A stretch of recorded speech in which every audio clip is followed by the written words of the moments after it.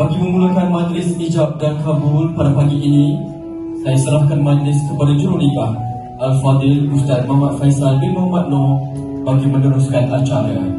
Dipersilakan, falyatafadhal mashkura.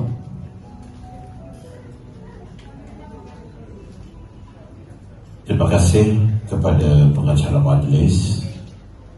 Bismillahirrahmanirrahim.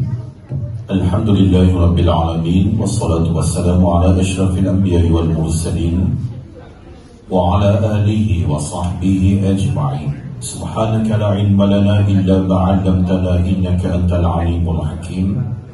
Qala rabbi shrah li sadri wa yassir li amri wahlul 'uqdatam min lisani yafqahu qawli. Wala hawla wala quwwata illa billahil aliyyil azim. Assalamualaikum warahmatullahi wabarakatuh.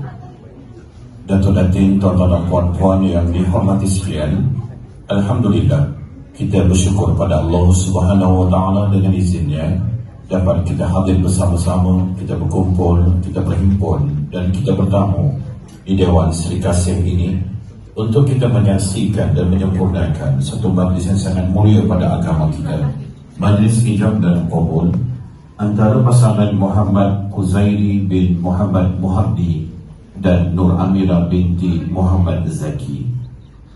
Semoga majlis kita pada pagi ini menjadi majlis yang diberkati Allah Subhanahu wa taala insya-Allah. Untuk itu, bagi mendapat keberkatan di sisi Allah Subhanahu wa taala, bila sama-sama kita mulakan majlis dengan bacaan Ummul Quran Al-Fatihah.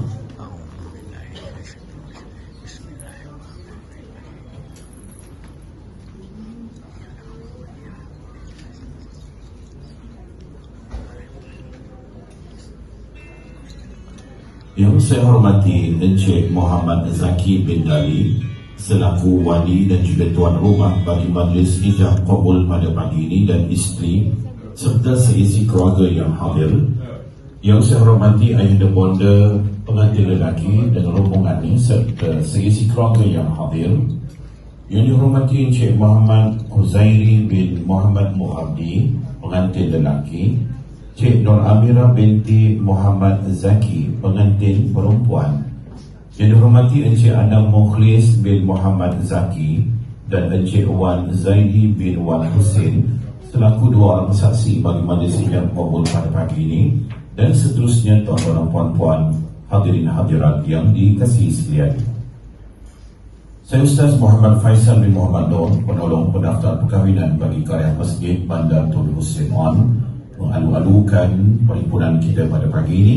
Semoga majlis kita berjalan lancar, dipermudah Allah Subhanahu wa taala.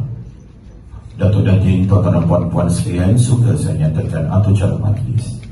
Atur cara majlis akan dimulakan dengan bacaan khutbah nikah, khasnya buat mempelai dan amnya kepada kita semua yang ada bersama pada pagi ini.